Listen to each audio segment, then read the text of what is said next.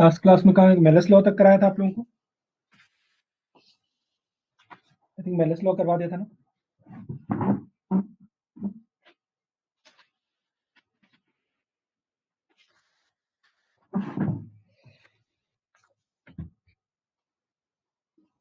ठीक, तो आज हेडिंग लगाइए। अब हमने एक और पढ़ा था, प्लेन पोलराइज जो लाइट, जो हमको प्लेन पोलराइज मिलती है, लाइट मिलती है, तो वो किस किस हिसाब से मिलती है। तो हमने लॉ ऑफ मेलस पढ़ लिया था। तो इसके टाइप पढ़ते हैं हम कि कैसे कैसे प्लेन पोलराइज लाइट आपको मिल सकती है। तो एक है, अब पढ़ेंगे हम रिफ्लेक्शन के थ्रू कैसे मिलती है। ठीक है, ठीक है। ये तो आप लोगों ने पोलराइड तो पढ़ लिया कि पोलराइड से कैसे मिल रही है। ठीक है, ये पढ़ लिया था सबने कि पोलराइड की हेल्प से कैसे मिलती है। अब हम सेकेंड है, इसमें हम रिफ्लेक्शन के थ्रू कैसे मिलती है हमारे पास। ठीक है, तो चलिए मेलस लॉ के बाद हम करेंगे नेक्स्ट, हेडिंग लगाएंगे plane polarized by reflection. Plane polarized by reflection यानी पोलराइजेशन, पोलराइजेशन बाय रिफ्लेक्शन यानी परावर्तन के कारण, परावर्तन के द्वारा ध्रुवण कैसे प्राप्त, पोलराइज लाइट यानी ध्रुवित प्रकाश कैसे प्राप्त किया जाता है। ठीक है, तो ये सब आप पढ़ के आए हो। क्या पढ़ के आए हैं आप कि आपके पास एक ग्लास शीट है, मान लीजिए ग्लास शीट में ये इसका नॉर्मल है। ठीक है, नॉर्मल थोड़ा ठीक नहीं बनना, मैं दोबारा से बना देता हूँ। ये नॉर्मल है।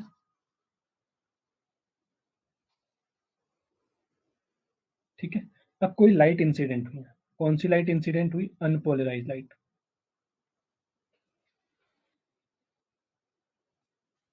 Unpolarise light, UP unpolarized. अब अनपोलराइज लाइट के पास ऐसे वाले वाइब्रेशन भी होते हैं, परपेंडिकुलर वाइब्रेशन और पैरेलल वाइब्रेशन, यानी नीचे ऊपर और अंदर बाहर दोनों वाले वाइब्रेशन होते हैं, परपेंडिकुलर और पैरेलल। ठीक है, यानी एक जो वाइब्रेशन ये जो है नीचे ऊपर कर रहा है, ये अंदर बाहर क्या कर रहा है, वाइब्रेशन कर रहा है। ये कोई अनपोलराइज इंसिडेंट लाइट है। ठीक है, इंसिडेंट। अब ये क्या, यहाँ से जब किसी नॉर्मल में इंसिडेंट हुई किसी एंगल के साथ, एंगल आई के साथ, तो ये आप जानते हैं किसी सरफेस से जब भी कोई ऐसी लाइट इंसिडेंट होगी तो ये इसका एक पार्ट क्या होता है, रिफ्लेक्ट होगा। इसको क्या बोलेंगे? Reflected light. Reflected light. अभी रिफ्लेक्टेड लाइट कैसी होती है? रिफ्लेक्टेड लाइट भी कुछ इसके पास ये वाले वाइब्रेशन होंगे और कुछ ये वाले वाइब्रेशन भी होंगे, यानी बहुत कम इसके पास क्या ये वाले वाइब्रेशन होंगे। तो हम इसको लिख सकते हैं, ये क्या है, पार्शियली क्या हो जाएगा, ये भी क्या हो जाएगा, पार्शियली प्लेन पोलराइज। ठीक है, पार्शियली, पार्शियली पोलराइज्ड। कैसे है ये? Partially polarized. और ये जो हिंदी वाले भी लिखेंगे कि क्या है, क्या है, पार्शियली का मतलब होता है जो पूर्ण रूप से नहीं है। ठीक है, जैसे पार्शियली पॉलिश्ड होता है, तो पूर्ण रूप से बंद नहीं किया गया, यानी इसमें कुछ ना कुछ ये जो है ये वाले इलेक्ट्रिक फील्ड वाइब्रेशन भी है और ये वाले इलेक्ट्रिक वाइब्रेशन भी है। वैसे ही इसका जब ये सरफेस से टकराई तो एक रे इसकी कुछ पार्ट रिफ्लेक्ट हुआ, कुछ क्या हुआ, ट्रांसमिट हुआ, जिसको क्या बोलते हैं, अपवर्तन हुआ। और अभिलंब की तरफ क्या हो जाएगा, ये झुक जाएगा। ठीक है, नॉर्मल की तरफ इंक्लाइन हो जाएगा। इसको बोलते हैं रिफ्लेक्शन यानी अपवर्तन, और रिफ्लेक्शन को क्या बोलते हैं, परावर्तन। ठीक है, अब ये भी कैसा होता है, ये भी पार्शियली पोलराइज्ड होता है। कैसा होता है? पोलराइज्ड होता है, पार्शियली पोलराइज्ड होता है। ठीक है, ये अपवर्तन। तो जब भी क्या है, आप बोलते हो कि जब भी क्या किया हमने, इसके पास भी क्या होंगे, कुछ ये वाले वाइब्रेशन होंगे, कुछ ये वाले वाइब्रेशन होंगे। अब इसको क्या किया जा सकता है, ये जो है यहाँ पे, इसको रिमूव किया जा सकता है एक पर्टिकुलर एंगल पे। यानी आप ये कह सकते हो कि एक पर्टिकुलर एंगल पे आपको ये पोलराइज्ड लाइट मिल जाएगी।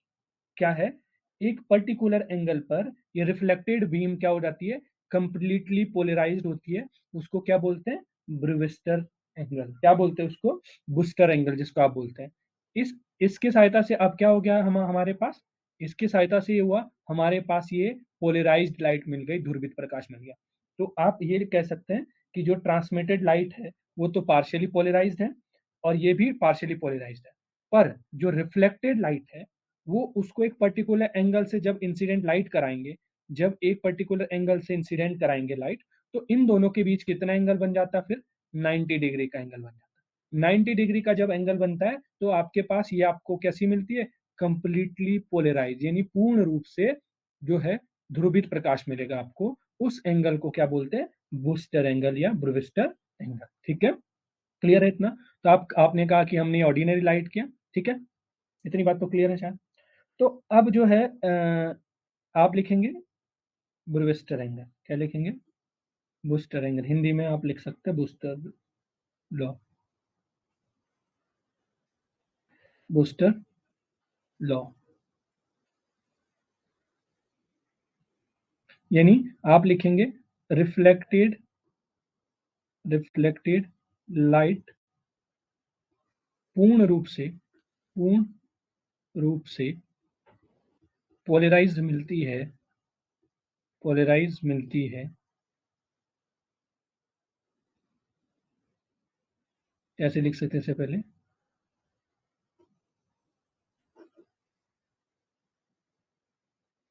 एक पर्टिकुलर एंगल पर,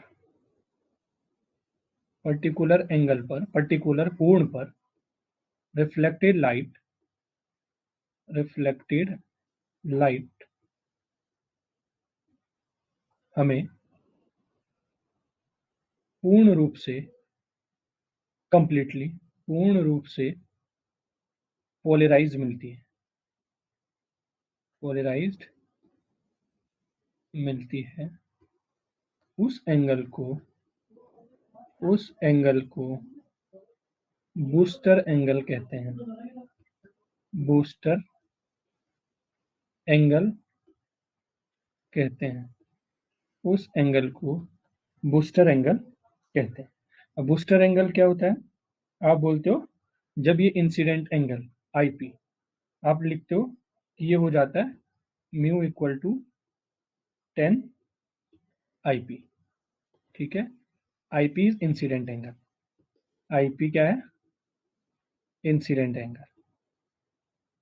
आईपी एक आपतित कोण है, आपतन कोण है। यानी अगर क्या हो, ये कब होता है? इफ क्या हो, आईपी किसके इक्वल हो? आईबी के इक्वल। ये है बूस्टर एंगल। क्या है ये? Booster angle. तो बूस्टर एंगल है, यानी आप लिख सकते हो mu equal to 10 IB, 10 IB. ठीक है, आप बोलते हैं mu is refractive index, refractive index. ठीक है, यानी इस केस में क्या मिलता है आपको? अगर ये वाला केस हो तो आप बोलते हो कि लाइट कैसी मिलती है आपको? रिफ्लेक्टेड लाइट मिलती है। रिफ्लेक्टेड जो परावर्तित लाइट है, रिफ्लेक्टेड लाइट कैसी मिलती है? कंप्लीटली पोलराइज मिलती है। कैसी मिलती है? Completely polarized. कैसी मिलती है? Completely polarized. ठीक है, इतनी बात क्लियर है? अगर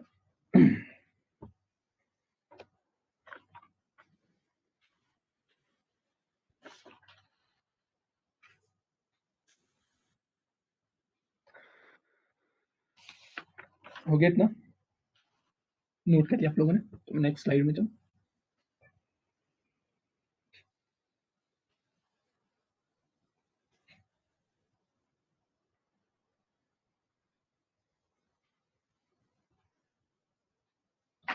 ठीक है, तो ये लाइट हमने नोट कर लिया हो तो बता देना। ये लाइट हमने इसको कंप्लीटली पोलराइज्ड हमको प्राप्त हो सकती है किसके द्वारा? एक पर्टिकुलर एंगल पे। ठीक है, जब इंसिडेंट लाइट को एक पर्टिकुलर एंगल से, एक जो है निश्चित एंगल से इंसिडेंट कराते हैं, तो क्या होता है आपके पास जो ये लाइट मिलती है कैसी मिलती है? कंप्लीटली पोलराइज्ड मिलती है। कैसी मिलती है? कंप्लीटली पोलराइज्ड मिलती है। ठीक है, अब अगर आपको ये वाली पोलराइज चाहिए, ये वाली जो पार्शियल पोलराइज्ड है, जो अर्ध ध्रुवित है, अगर ये अर्ध ध्रुवित को आपको ध्रुवित करना है, इसको तो आपको पता, अपने एंगल ब्रूविस्टर एंगल पे डिपेंड कर रहा है। अगर आपको इसको ध्रुवित करना है, इसको पोलराइज करना है, तो आपसे पूछा कि अगर इसको मुझे पोलराइज करना है तो कैसे कर सकते हैं? ठीक है, तो क्या करते हैं? अगर मुझे ये जो रिफ्लेक्टेड लाइट, जो ट्रांसमिटेड लाइट है, यानी ऐसा कुछ था ये जो ट्रांसमिटेड लाइट है जो यहाँ से आ रही है, नीचे जो इंसिडेंट हो रही है, ठीक है? तो अब क्या है, ये कैसे पोलराइज्ड हो सकती है? तो क्या करते हैं, नंबर ऑफ प्लेट लगा देते हैं और नीचे क्या इंक्रीज कर देते हैं, नंबर ऑफ प्लेट। तो आपको क्या मिल जाती है, ये लाइट कैसी मिल जाती है, हम क्या बोल देते हैं, ये बोल सकते हैं रिफ्रैक्टेड, यानी आप लिख सकते हैं रिफ्रैक्टेड रे को पोलराइज्ड करने के लिए, को पोलराइज्ड करने के लिए, ध्रुवित करने के लिए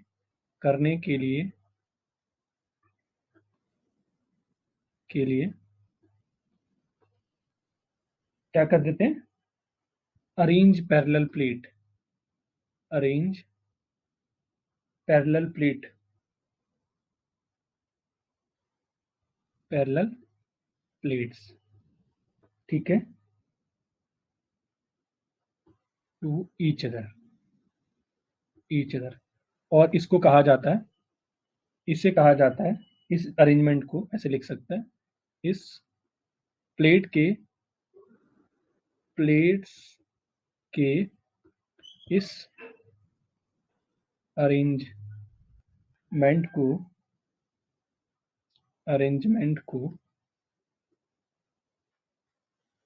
क्या बोला जाता है, पिल ऑफ प्लेट, क्या बोला जाता है, pile of plate, pile of plate,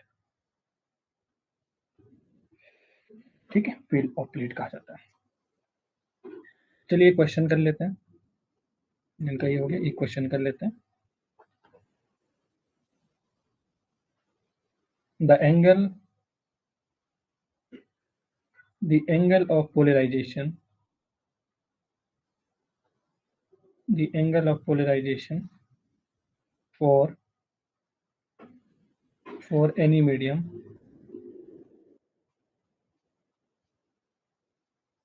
is 60 degree.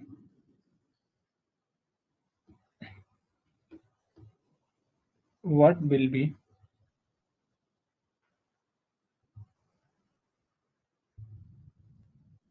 critical angle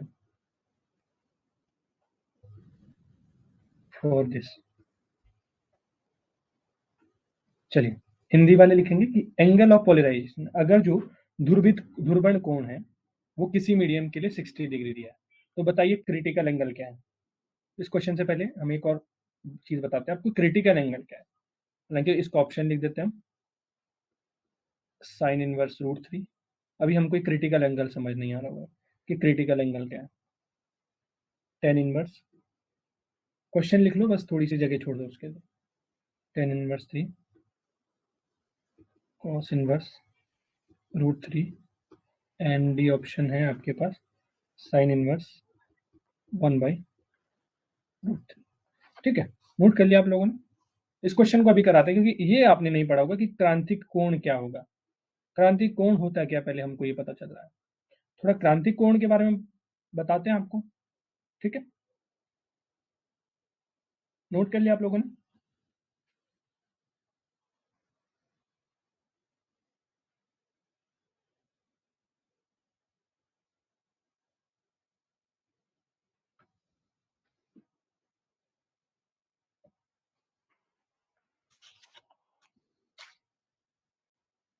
note कर लिया, चलिए नेक्स्ट देख लेते हैं हम क्वेश्चन, क्वेश्चन नंबर 2 इसका ही।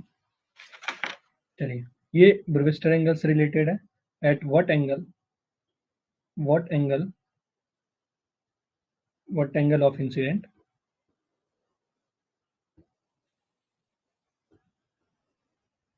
will be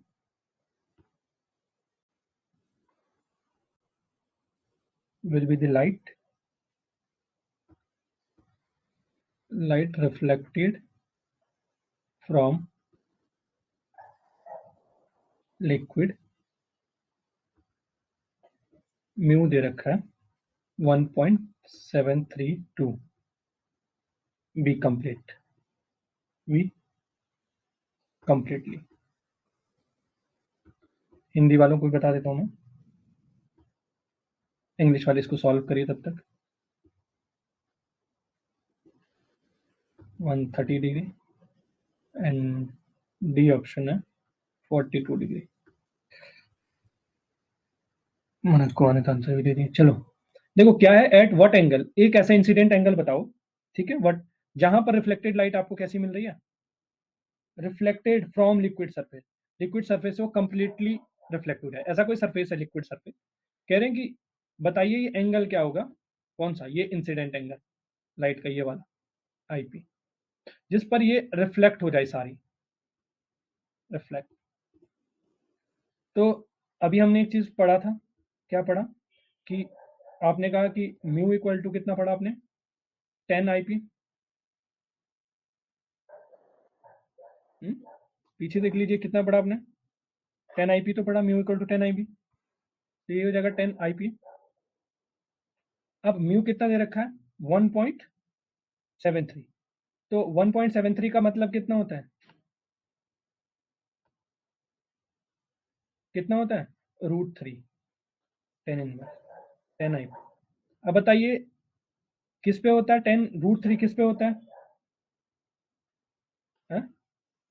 1060 पे होता है ना, ये तो आपको मैथमेटिक्स का मालूम होगा, ठीक है, 10 आईपी, तो आईपी कितना हो जाएगा आपके पास, 60, ठीक है, तो जिनका 60 है उनका करेक्ट आंसर है, ठीक है।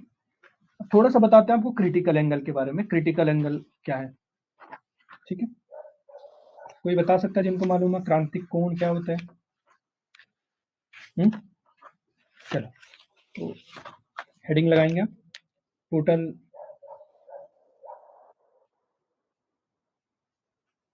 चलिए हेडिंग लगाइए, total internal reflection, total internal reflection, total internal reflection, पूर्ण आंतरिक परावर्तन,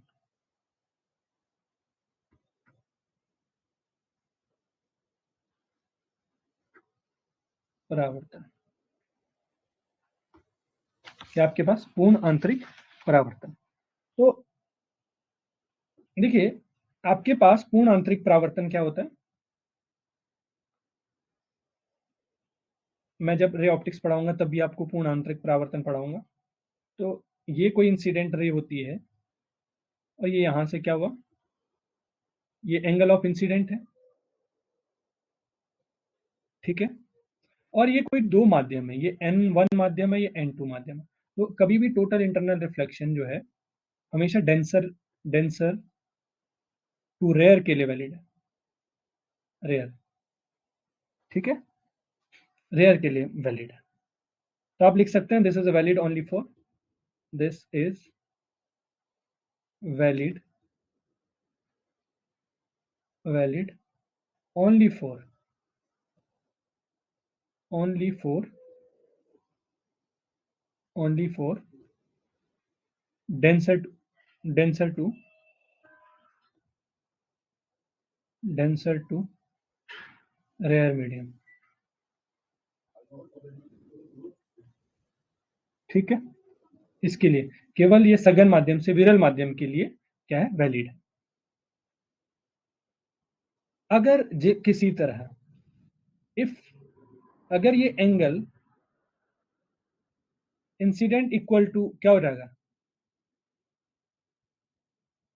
if incident angle, angle of incident किसके इक्वल हो जाएगा, इक्वल टू, यानी आई अगर सी के इक्वल हो गए, क्रिटिकल एंगल के इक्वल, तो ये N1 और N2, μ1 और μ2 लिख दो, रिफ्रैक्टिव इंडेक्स,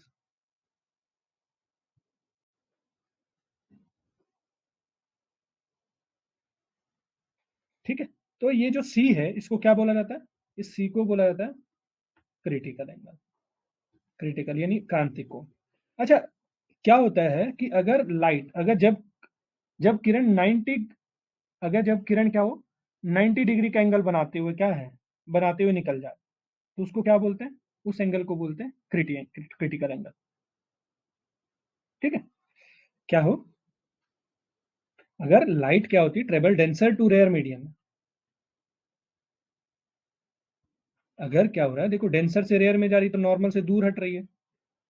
तो अगर जब किरण 90 कोण का एंगल बनाते हुए निकल जाए तो क्या होता है, उसको क्या बोला जाता है, क्रिटिकल एंगल। और अधिक किरण, अगर और अधिक एंगल बढ़ा दिया तो क्या होगा आपके पास, अगर क्या है, अगर और अधिक एंगल बढ़ा दिया तो वापस से वो डेंसर मीडियम में आती है। सोचिए, देखिए लाइट आई इधर से 90 डिग्री का एंगल, इसके साथ 90 डिग्री का एंगल कहाँ बन रहा होगा, थोड़ा इधर बन रहा होगा। अरे 90 का, इसके साथ 90 ये है तो ये थोड़ा इधर है तो क्या बन रहा होगा। अगर आप देखोगे, अगर और ज्यादा बढ़ाया तो आप ऐसा लिख सकते हो, जब रे जब रे 90 डिग्री का एंगल बनाते हुए निकले, बनाते हुए निकल जाए,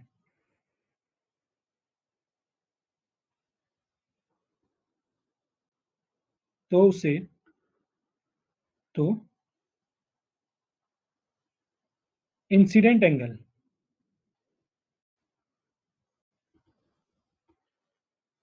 आई equal to C, critical angle,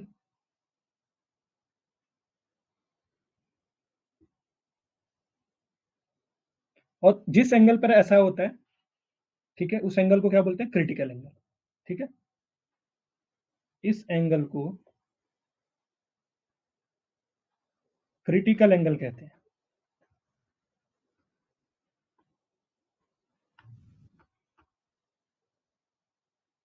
अब अगर हमने और अधिक, और अधिक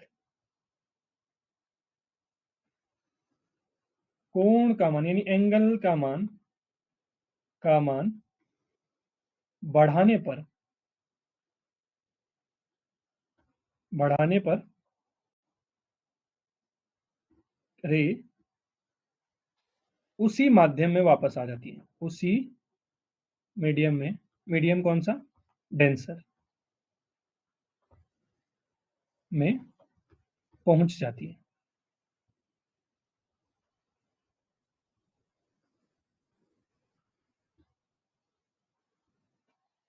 पहुंच जाती है। ठीक है,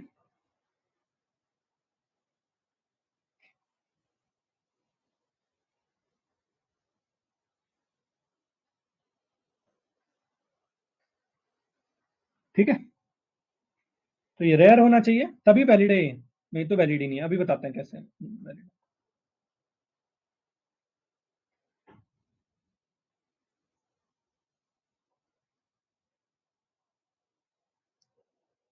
ठीक है, यहाँ तक आगे बढ़ा जाए।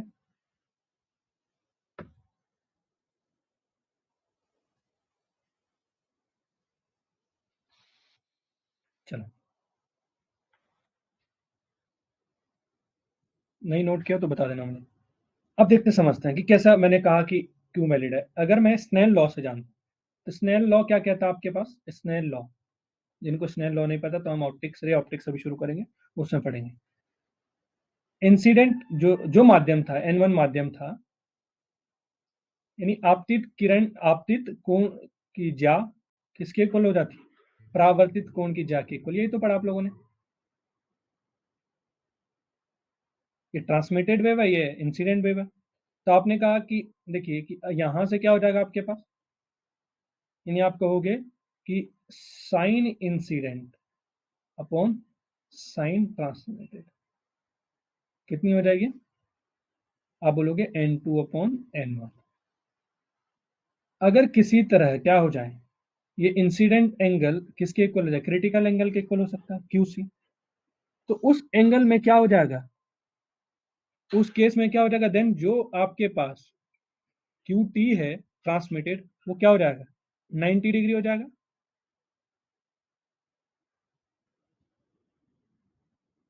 तो आप कहोगे, देखिए यहां से नहीं समझे, क्योंकि देखिए क्रिटिकल एंगल की डेफिनेशन क्या पढ़ी पिछले क्लास में।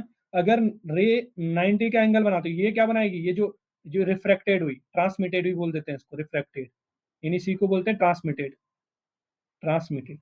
अगर ये 90 का कोण बनाते हुए निकल जाए तो क्या है, इंसिडेंट एंगल किसके इक्वल होता है, क्रिटिकल एंगल के इक्वल। उसी को क्रिटिकल एंगल बोलते हैं जिस पे ऐसा हो। ठीक है, तो उस केस में क्या हो जाएगा, जो अगर इंसिडेंट एंगल क्रिटिकल एंगल के इक्वल हो गया तो जो ट्रांसमिटेड एंगल है यानी अपवर्तित एंगल है वो कितना हो जाएगा 90 डिग्री। तो आपने कहा कि देखिए क्यू आई, आई मतलब क्यू सी हो गया, ठीक है, क्रिटिकल एंगल, या सी भी बोल देते हैं ओनली, साइन 90, और ये कितना हो जाएगा n two upon n one, ठीक है। एन टू की जगह आप म्यू भी बोल सकते हैं ना, म्यू भी बोल सकते हैं, म्यू एन रिफ्रैक्टिव इंडेक्स है, एन ही म्यू है। अब मैंने क्या कहा अभी, कितना रहेगा sine q c equal to कितना n two upon n one. अब अभी कहा कहाँ के लिए वैलिड है ये, रेयर टू डेंसर के लिए, सॉरी डेंसर टू रेयर। तो डेंसर टू रेयर है तो एन टू क्या हो जाएगा, देखो एन टू क्या था इधर, म्यू टू मतलब समझो, देखिए यहाँ एन टू क्या था, रेयर था, म्यू टू रेयर था, तो रेयर के लिए क्या रिफ्रैक्टिव इंडेक्स वन, और मान लीजिए डेंसर है इसका रिफ्रैक्टिव इंडेक्स म्यू है।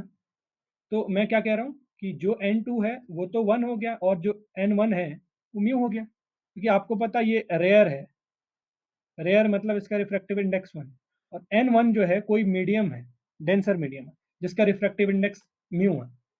तो यहाँ से साइन क्यू सी इसीलिए कहा कि वैलिड हो जाए, तो म्यू ये आ जाता है। ये फॉर्मूला आपको ध्यान रखना बस, मैंने विद कंसेप्ट बताया कि कैसे आते हैं, ठीक है, अब क्लियर, ठीक है। तो इसको कभी कभी ऐसा भी लिखते हैं कि sine C equal to one upon mu,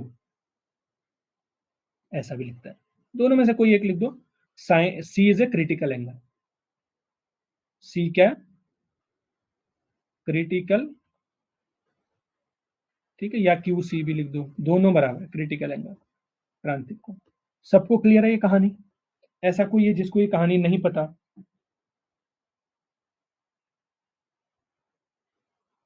हम्म,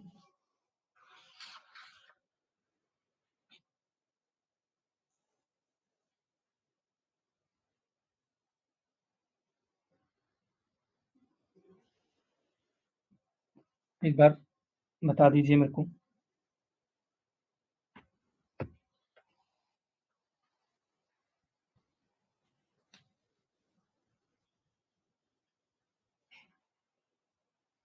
बाकी लोगों को, बाकी लोग भी तो नहीं,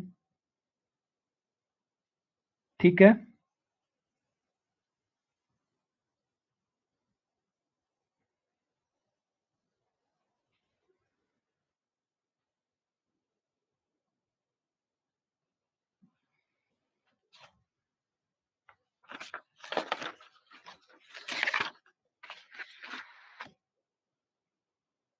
बहुत बढ़िया, चलिए, हो गया। चलिए इसका बताइए फिर, इसका इस क्वेश्चन का आंसर बताओ अगर सबको।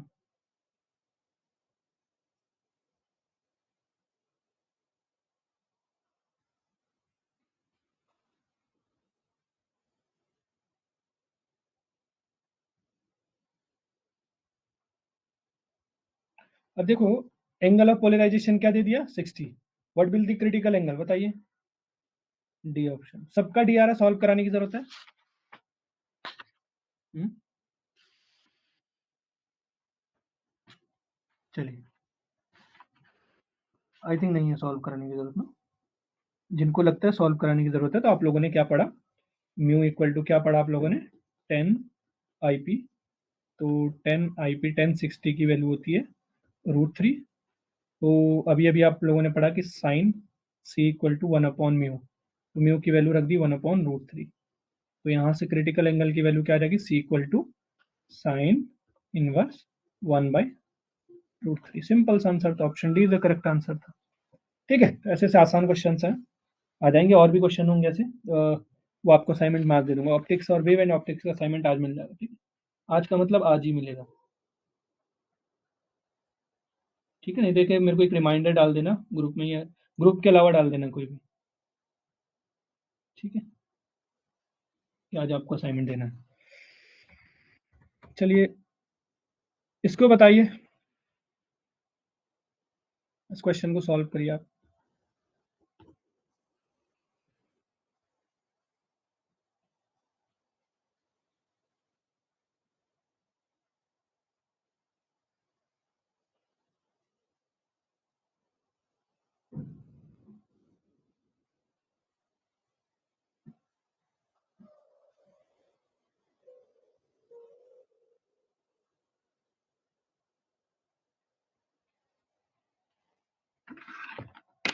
इसका बताइए, सॉल्व करिए।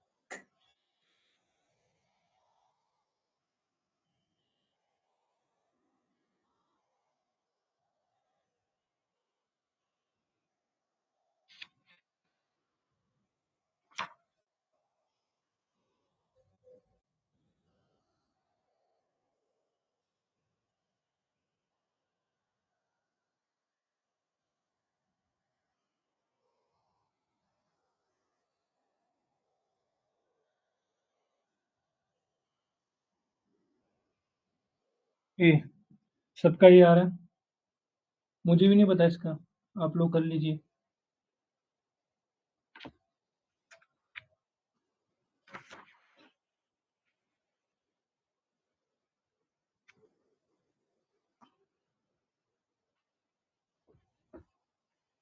और किसी का आ रहा है?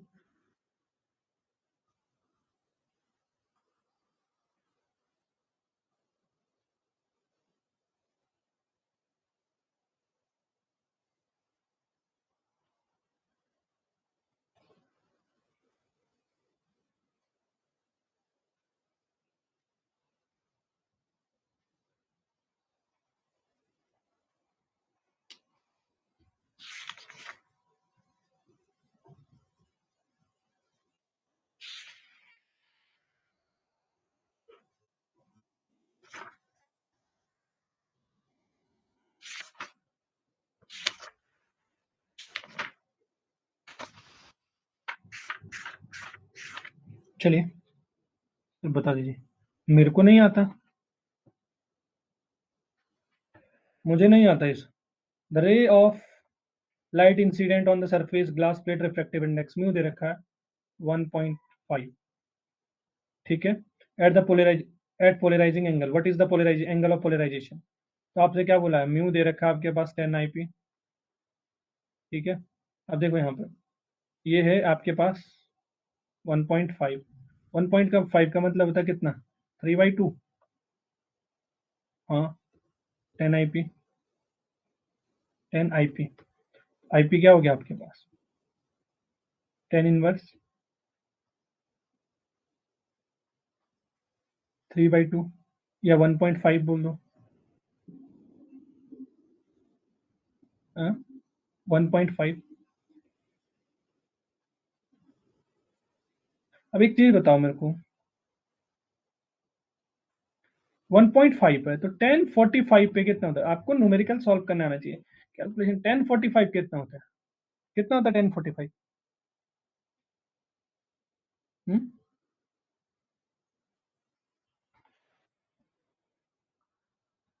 बताइए कितना होता है 1045? 1। बहुत बढ़िया, तो ये 1.5 है, तो कितना लगा? देखो इससे तो ये तो हो ही नहीं सकता, इससे तो ऊपर हो गया, 45 तो रहेगा ही, और ये होता नहीं है। अब क्या है, आप टेक्निकली आप देखोगे तो आपका एक ही आंसर बचता है, अदरवाइज सॉल्व कर सकते हैं। 0.5 पे कितना आ रहा है, किस पे आता है, 1/2 किस पे आता है, किसी पे 1/2 है, कितना हो जाएगा?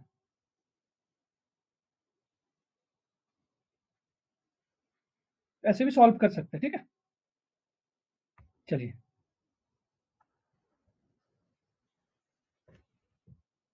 चलिए बताइए मेरे को जरा, पोलराइजेशन पढ़ा दिया हमने, इस क्वेश्चन का आंसर बताइए। हिंदी और इंग्लिश दोनों में लिखा है, इसका आंसर बताओ मेरे को जल्दी से।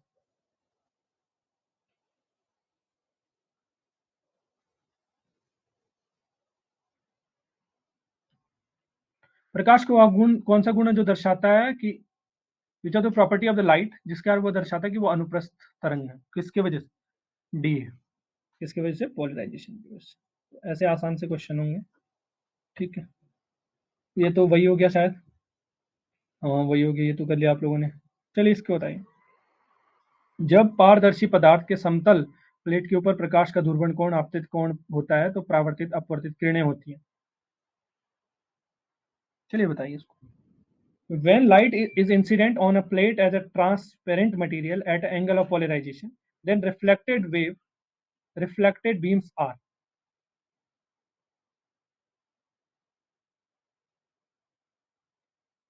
हम्म,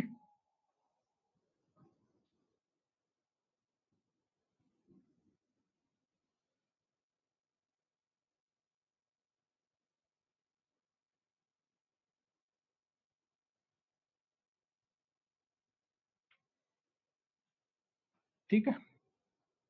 ठीक है, बहुत बढ़िया जिन्होंने आंसर दिया। आपके पास क्या होगा, क्या क्या पूछ रहा है, मैं बता देता हूँ। ये पूछ रहा है कि जो इंसिडेंट लाइट हो रही है, एक रिफ्लेक्टेड लाइट और ये ट्रांसमिटेड लाइट, ये आपस में कितना एंगल बनाते हैं, 90 डिग्री। एक दूसरे के कैसे होंगे, परपेंडिकुलर। और क्वेश्चन। चलिए, the phenomena in which important question है, the phenomena which does not take place in the sound wave. वो फिनोमिना बताइए, साउंड वेव नहीं में नहीं होता है।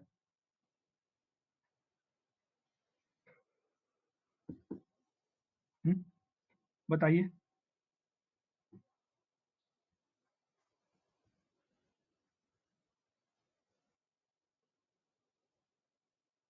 वो फिनोमिना होता है जिनका पोलराइजेशन आंसर है, उनका एकदम करेक्ट आंसर है, बहुत लोगों का है। ठीक है। हाँ, समतल ध्रुवित प्रकाश का घूर्णन का यानी rotation of plane polarize light can be measure. इसको बताओ।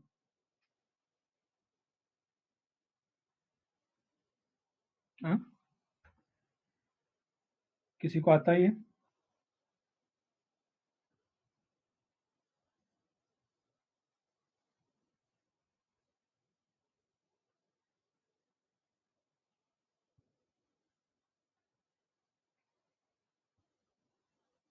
जिनका आंसर है पोलरीमीटर।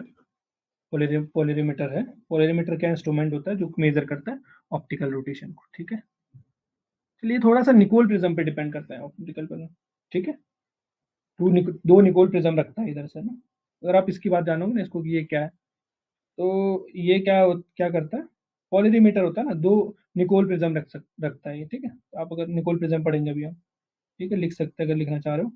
ये दो निकोल प्रिज्म रखता है। मेजर ये क्या करता है, मेजर द ऑप्टिकल रोटेशन। ये प्रकाशीय घूर्णन को क्या करता है, प्रकाशीय घूर्णन को क्या करता है, मापता है। एंड इट कंसिस्ट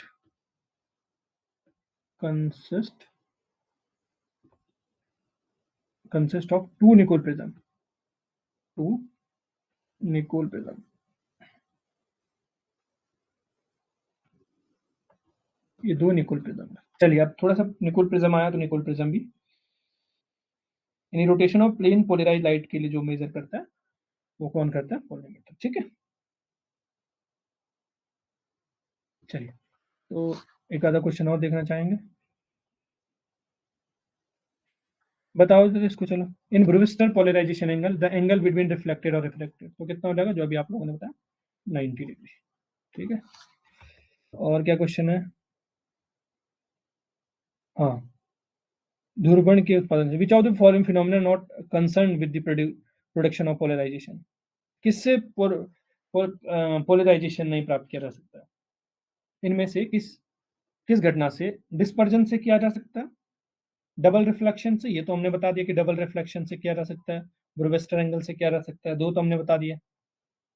नहीं किया जा सकता, किससे बताइए, डिस्पर्जन, स्कैटरिंग से किया जा सकता है। स्कैटरिंग से किया जा सकता है। जो मुझे डिस्पर्जन बोल रहे हैं, मुझे बताओ डिस्पर्जन और स्कैटरिंग में क्या डिफरेंस है। हम्म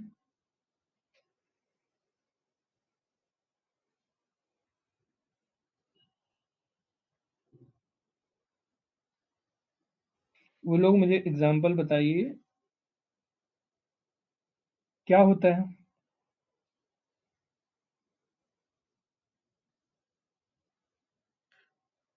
हम्म?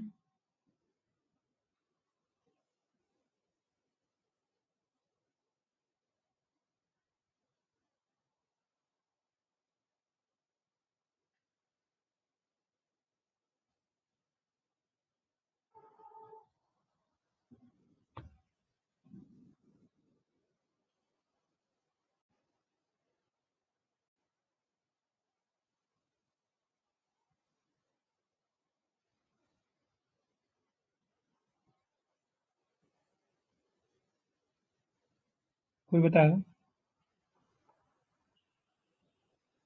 सबने ये आंसर बता दिया। डिस्पर्जन और स्कैटरिंग में क्या अंतर है? मैं सिंपल सा पूछ रहा हूँ।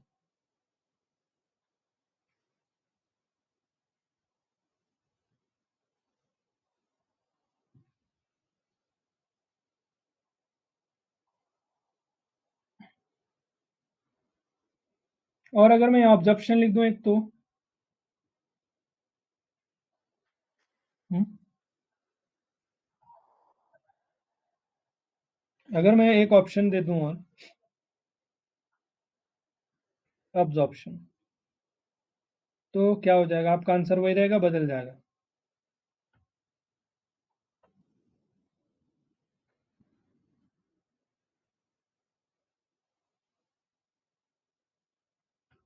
हम्म?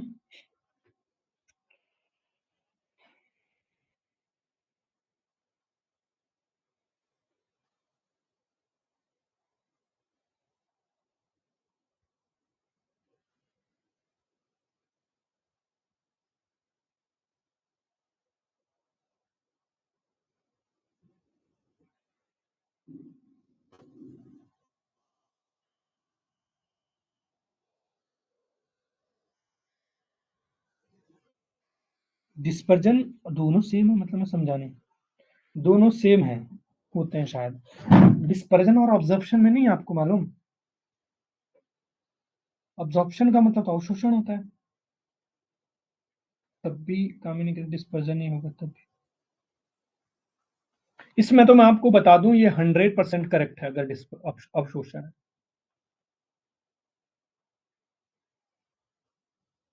इसमें अवशोषण में कैसे पोलराइज करते हो आप? अवशोषण तो अगर ऑप्शन में होगा तो उसको ही टिक करना। और मैं कह रहा हूं कि आप लोगों ने, बहुत लोगों ने बोला विक्षेपण, डिस्पर्जन।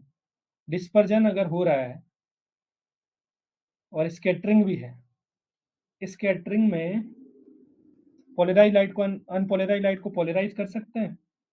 या डिस्पर्जन में क्या होता है? डिस्पर्जन का मतलब होता है, हाँ, डिस्पर्जन में कर सकते हैं। डिस्पर्जन का मतलब तो फैलाव होता है ना शायद। एक लाइट है, उसको क्या कर दिया? स्प्लिट कर दिया अलग कलर में, यही तो डिस्पर्जन होता है। हाँ? आप लोग आंसर बताओ, मैं तो ऐसे ही बता रहा हूँ आप लोगों को। मुझे भी नहीं पता ये था। जल्दी से बताओ। डिस्पर्जन का और स्कैटरिंग में क्या डिफरेंस होता है? जिन लोगों ने बताया वो लोग बताएंगे मुझे।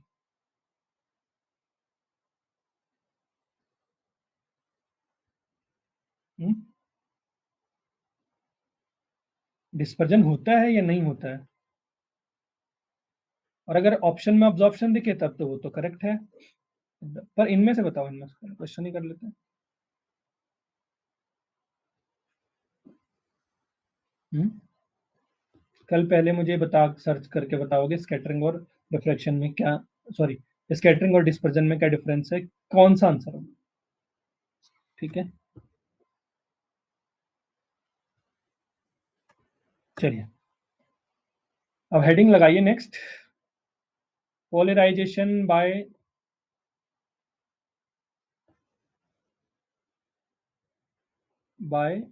डबल रिफ्लेक्शन,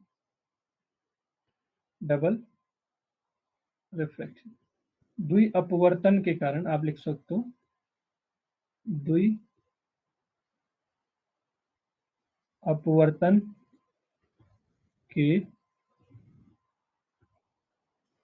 वजह या के द्वारा, वजह से नहीं लिख सकते, आप लिख सकते हैं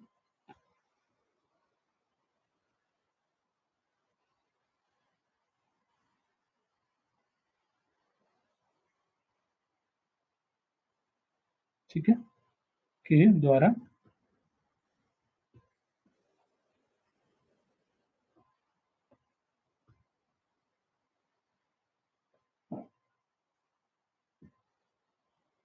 ठीक है।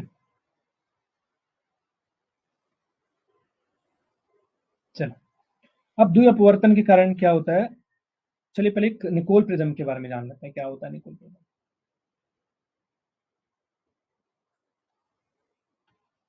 निकोल प्रिज्म,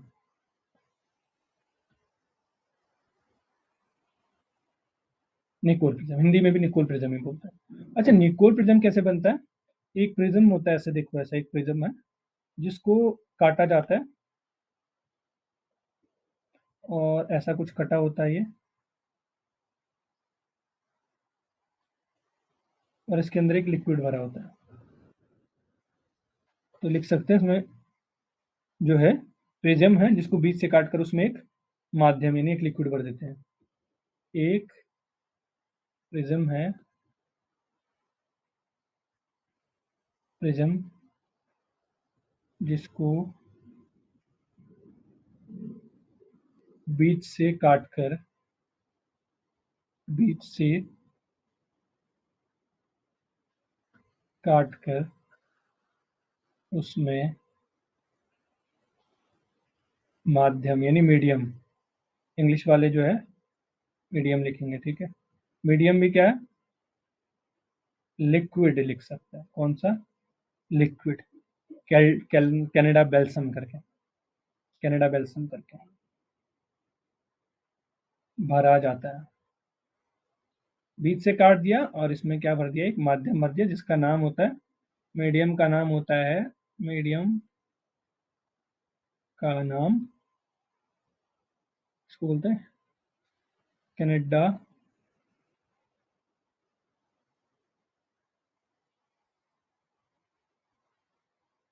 कनाडा बाल्सम, ठीक है, कनाडा बाल्सम। चलिए, और इसका यूज क्या है? ये दरअसल निकोल प्रिज्म में इसका यूज होता है, यूज डबल, यूज है डबल रिफ्रैक्शन द्वारा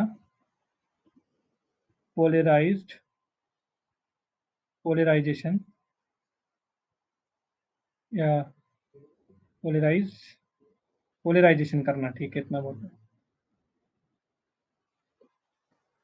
ठीक है।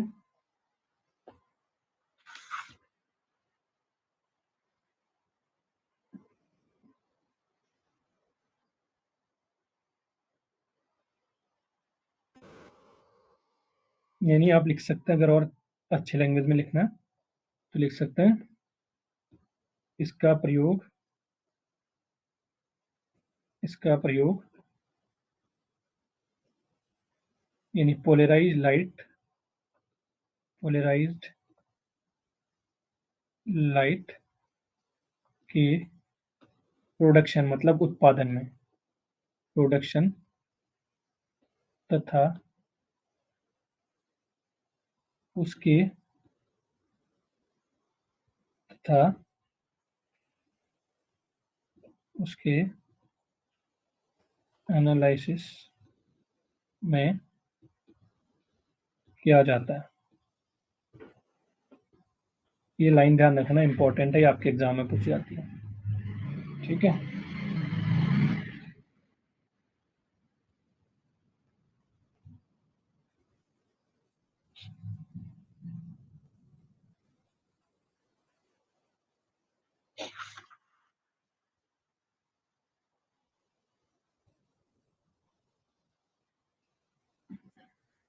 चलिए, तो एक और इसमें लाइन लिख सकते हैं, ये डबल रिफ्लेक्शन, क्वेश्चन है डबल क्या है, रिफ्रैक्शन के यानी द्वि अपवर्तन के सिद्धांत पर यानी प्रिंसिपल पर, प्रिंसिपल को सिद्धांत बोलते हैं, सिद्धांत पर आधारित है।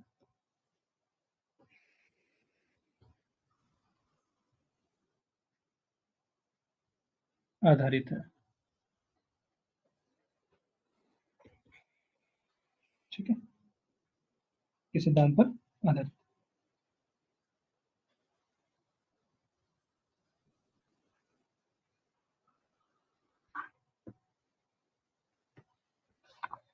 चलिए आगे चले।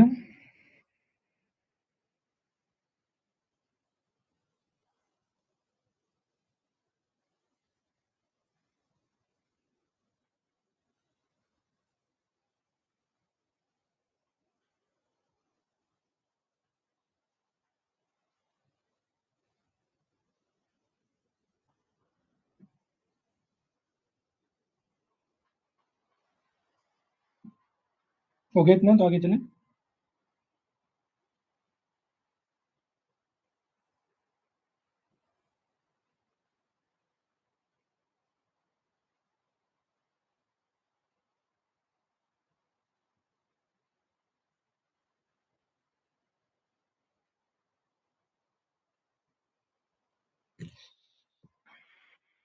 हो गया होगा। हो गया आपका।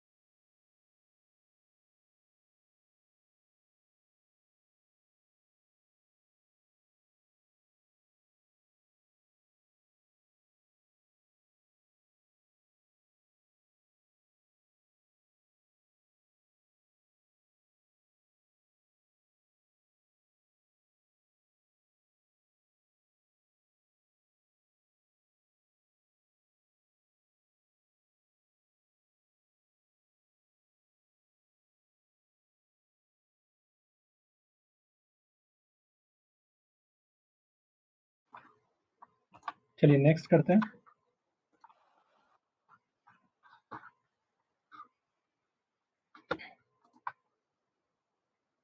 आपको दिख रहा है, डायग्राम दिख रहा है, दिख रहा होगा ये ना, ठीक है।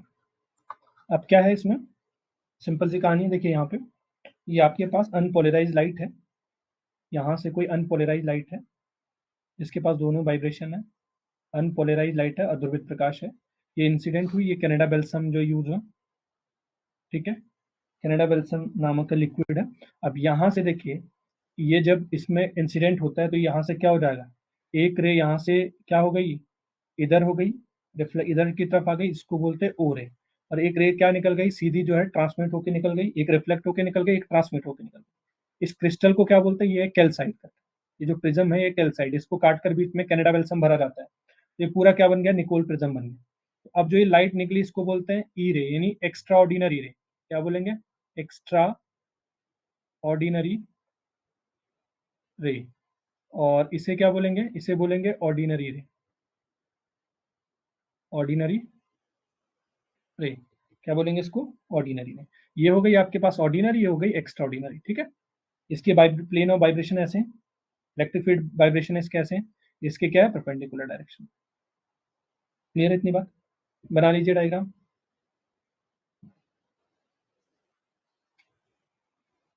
ठीक है।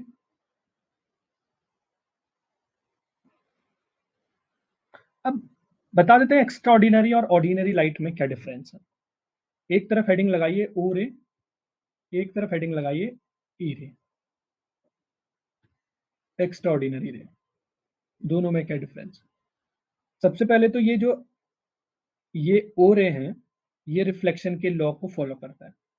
पहला पॉइंट इसमें लिख सकते हैं हम, ओबे रिफ्लेक्शन लॉ, ओबे परावर्तन के नियम का पालन करती है। अब आप रिफ्लेक्शन के लॉ जानते हैं, जो नहीं जानते तो मैं बता देता हूँ, आपतित किरण की जा तथा परावर्तित किरण की जा, यानी एंगल ऑफ इंसिडेंट और एंगल ऑफ क्या है, रिफ्रैक्टेड यानी ट्रांसमिटेड एंगल, ये क्या हो जाता है, म्यू अपॉन ये क्या है, रिफ्लेक्शन यानी परावर्तन के नियम है। ये क्या है, ये क्या करता है, लिख सकते हैं not obey law of reflection. ये क्या करता है, रिफ्लेक्शन के नियम का पालन नहीं करता। ठीक है, अब जो है इसके केस में ध्यान रखना, जो ये अभी तक तो ठीक है, ये जो पूरे क्रिस्टल में ये ट्रेवल कर रही होगी, यानी velocity of all direction same, लिख सकते हैं velocity same in all direction. अच्छा, किसी को ऐसा लग रहा होगा कि ये मैंने यहाँ पर रिफ्लेक्शन लिख दिया, यहाँ पर रिफ्लेक्शन लिख दिया, अरे ये वाली रिफ्लेक्शन ही हुई और ये वाली रिफ्लेक्शन हुई। ठीक है, चलिए नेक्स्ट देखते हैं। नहीं नहीं, ये जो ओ रे होगी ना, इसके जो इनके जो इलेक्ट्रिक फील्ड बाय इनकी जो स्पीड होगी, वेलोसिटी होगी, सब सभी डायरेक्शन में सेम होगी। और ये जो travel in crystal with different speed in the different direction. और ये क्या करता है, और ये जो ओ ई रे हो गया, ये क्या है, ये क्या करता है, ट्रेवल इन क्रिस्टल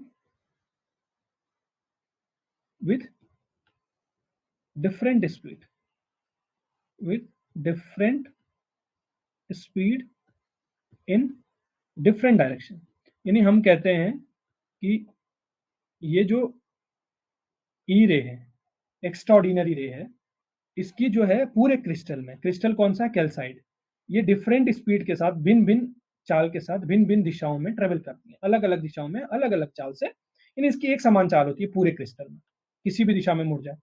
इसके केस में ऐसा नहीं होता, इसकी अलग अलग डायरेक्शन में अलग अलग चाल है। ठीक है, यहां पर क्योंकि आप बोलते हो कि म्यू नॉट हो जाएगा, क्योंकि म्यू क्या हो जाता है, c by v, refractive index speed of light into velocity, mu constant रहेगा क्योंकि सभी क्या एक ही क्या आपके पास, म्यू नॉट की जो है वो क्या है, सेम है, पूरे मीडियम में सेम चल रहा है, और ये म्यू ई होता ही डिफरेंट हो जाता है। ठीक है, और इस एक्सिस को बोला जाता है ऑप्टिकल एक्सिस। ठीक है, क्या बोला जाता है इसको,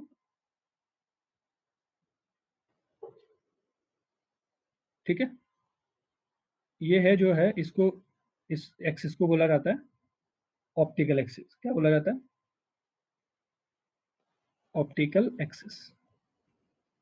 ऑप्टिकल एक्सिस जानते हो सब लोग, ऑप्टिकल एक्सिस की डायरेक्शन में दोनों किरण का रिफ्रैक्टिव इंडेक्स सेम होता है। इसमें क्या होता है, ऑप्टिकल एक्सिस की डायरेक्शन में म्यू ई और म्यू नॉट दोनों का रिफ्रैक्टिव इंडेक्स सेम होता है, सेम होता है दोनों का रिफ्रैक्टिव इंडेक्स, और दोनों की वेलोसिटी भी सेम होती है, सेम वेलोसिटी मतलब स्पीड, सिर्फ ऑप्टिकल एक्सिस में।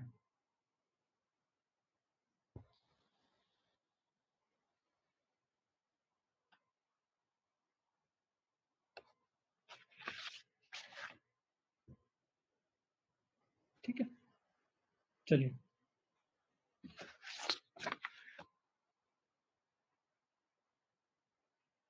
नोट कर लिया आप लोगों ने इतना।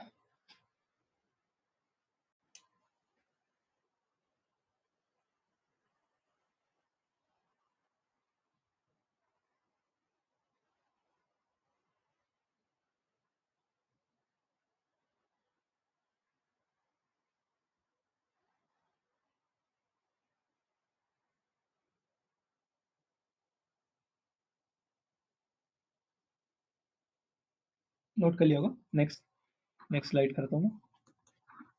ठीक है, चलिए एक आरएमओ 2019 में, रेडियो ऑपरेटर 2019 में क्वेश्चन आया था, 2019 में ही होता ना RMO.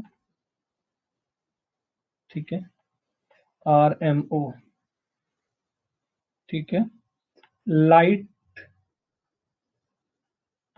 goes 1 medium to another medium.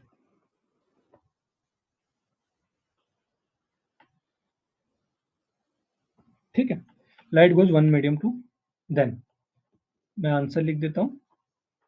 Answer है, ऑप्शन दिए थे, तो फ्रीक्वेंसी यानी जब प्रकाश एक माध्यम से दूसरे माध्यम में जाता है तो उसकी आवृत्ति तथा कला यानी phase does not change, same रहता है। तो वहाँ फ्रीक्वेंसी ऑप्शन था, तो आप फ्रीक्वेंसी लगा सकते हैं। ठीक है,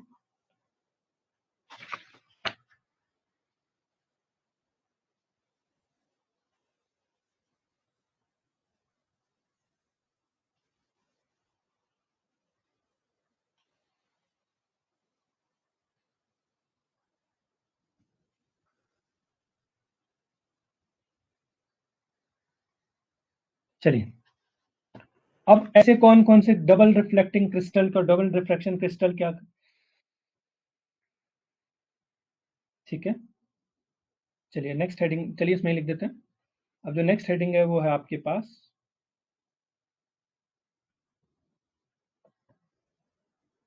double reflection crystal. Double reflection crystal यानी द्वि अपवर्तन जो क्रिस्टल होते हैं, यानी ये क्या करते हैं, ये क्या करते हैं, ये लिख सकते हैं, ये इंसिडेंट लाइट को, इंसिडेंट लाइट को, इंसिडेंट रे को, लाइट लिख लो, रे लिख लो, जो आप इंसिडेंट रे को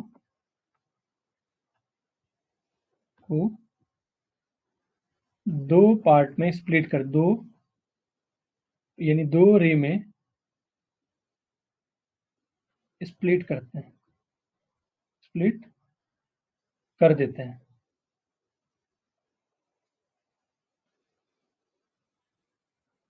कर देते हैं। ठीक है, तो ये कौन कौन से क्रिस्टल होते हैं, यूनिएक्सियल क्रिस्टल, बाईएक्सियल क्रिस्टल, कौन कौन से होते हैं। एक होता है यूनिएक्सियल क्रिस्टल यानी एक अक्षीय क्रिस्टल, इसके पास क्या होती है,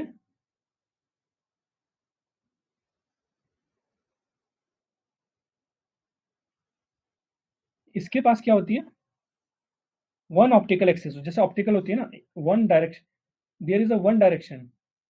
ठीक है, इसके पास क्या होती है, एक ऑप्टिकल एक्सिस होती है, एक ऑप्टिकल एक्सिस।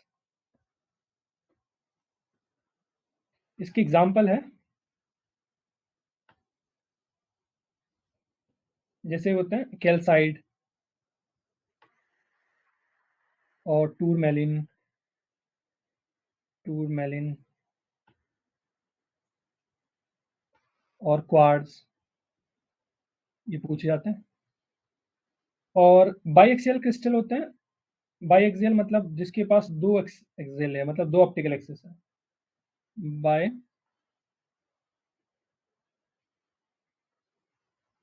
Axial crystal.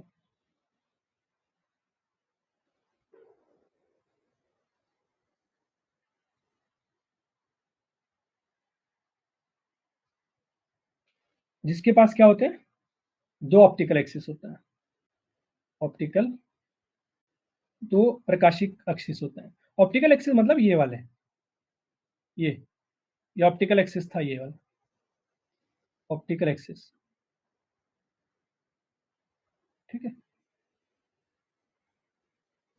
तो इसके पास दो होते हैं, एग्जाम्पल जैसे टोपाज हो गया, और ये हो गया,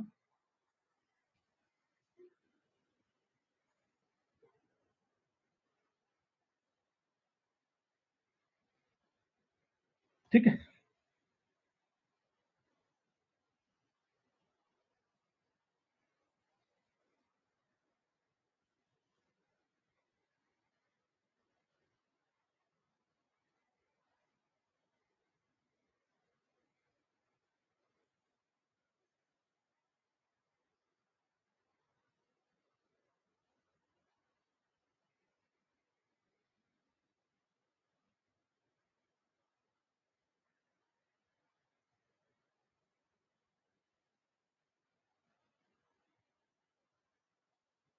ठीक है। तो इसके पास क्या होती है, दो ऑप्टिकल एक्सिस होती है, और जैसे कि टोपाज हो गया, और ये हो गया एरोगोनाइट हो गया। ठीक है, एरोनोगाइट नाइट, एरोगोनाइट हो गया। ठीक है, ARAGONIT। ठीक है, एरोगोनाइट।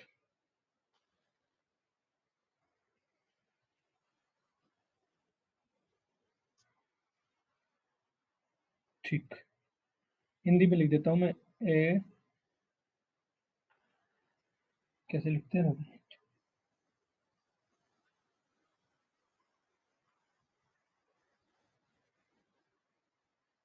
एरेगोनाइट। पता है ये क्या होता है? ये बहुत बार देखा आप लोगों ने, पता है। जो लोग ट्रेवल किए होंगे ना, आई थिंक कभी ना कभी तो आपने ऐसा पत्थर देखा होगा। अगर आप देखना चाहो मैं दिखा सकता हूँ ना। मैं दिखाता हूँ आपको, ठीक है।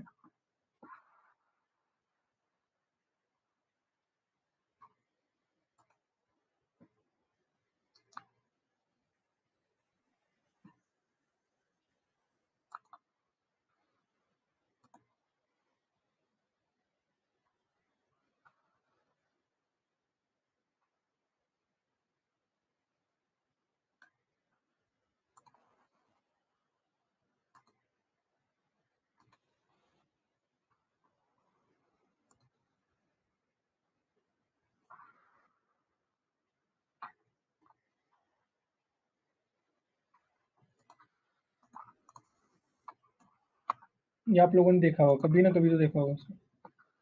यहाँ पे इसका इमेज ठीक नहीं है, पता नहीं तक क्लियर नहीं है।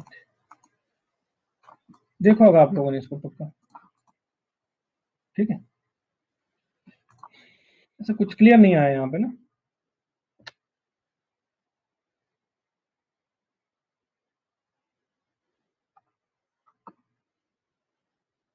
ठीक है, तो ऐसा कुछ एक होता है। चलिए ठीक, हम वापस आते हैं अपने ही टॉपिक पे।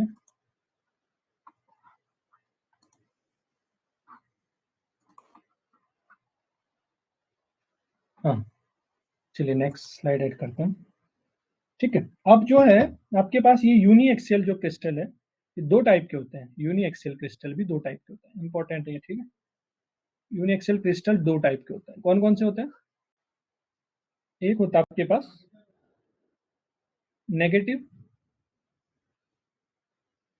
नेगेटिव क्रिस्टल, और दूसरा होता है पॉजिटिव क्रिस्टल। बहुत बार पूछा गया एग्जाम में। क्या पूछ रहे थे इनके नाम? इसके एग्जाम बोला जाता है कैल्साइड एक क्या है, पॉजिटिव है नेगेटिव है। तो कैल्साइड एक पॉजिटिव है, सॉरी नेगेटिव है, और जो क्वार्ट्ज है उसका वो क्या है, पॉजिटिव क्रिस्टल है, क्वार्ट्ज क्रिस्टल है।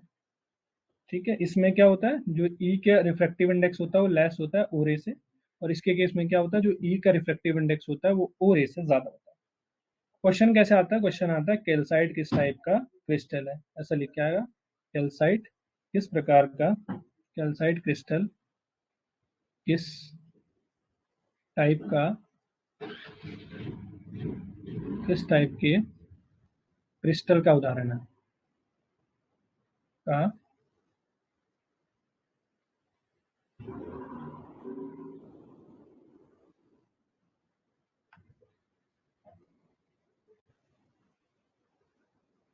तो नेगेटिव क्रिस्टल। ठीक है,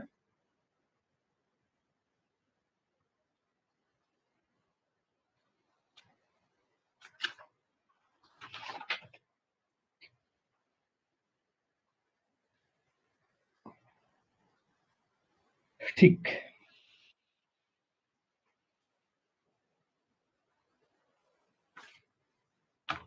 चलिए, हो गया इतना, लिख लिया होगा आप लोगों ने। मैं आगे चलता हूँ। कितने लोग अभी ऑनलाइन है? चलिए ठीक है। क्वार्ट्स, क्वार्टर बे प्लेट, क्वार्टर बे प्लेट, क्वार्टर बे प्लेट, और दूसरा क्या है आपने पढ़ा होगा?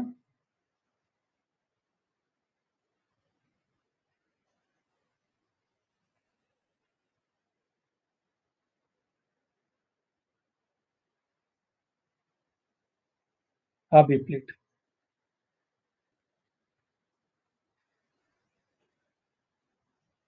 क्वार्टर वेव प्लेट और हाफ वेव प्लेट, ठीक है। तो क्वार्टर वेव प्लेट की ऐसी प्लेट जो क्या करते हैं, ऐसी प्लेट, ऐसी प्लेट जो ई रे तथा ओ रे में लैम्डा बाई 4 का पाथ डिफरेंस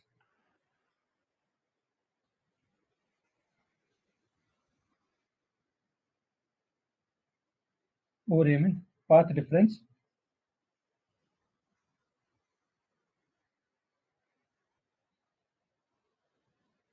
आ या ले आए, ले आए, ले आए,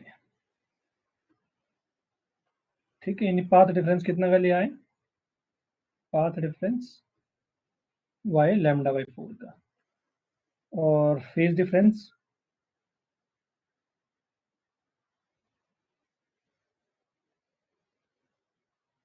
फेज डिफरेंस इसमें है फाई इक्वल टू कितना, पाई बाई। और जो थिकनेस होती है प्लेट की वो कितनी होती है, lambda by 4 mu naught minus mu. यहीं पर ऐसी प्लेट जिसमें जो है, ऐसी प्लेट, ऐसी प्लेट जो ई रे तथा ओ रे के बीच, तथा ओ रे के बीच लैम्डा बाई 2 का पाथ डिफरेंस ले आए, ले आए। यानी पाथ डिफरेंस हो जाएगा आपके पास लैम्डा बाई 2। फेज डिफरेंस,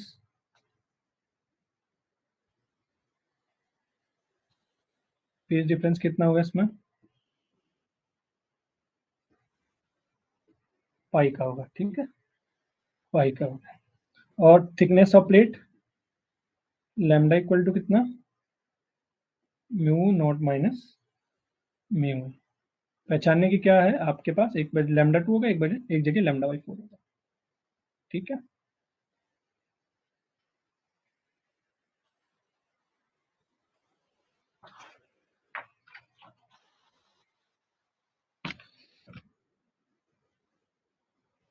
ठीक है, चलिए अभी लेते हैं ब्रेक, 8:30 बजे से करेंगे हम डिफ्रैक्शन, ठीक है, डिफ्रैक्शन ऑफ द लाइट, ठीक है।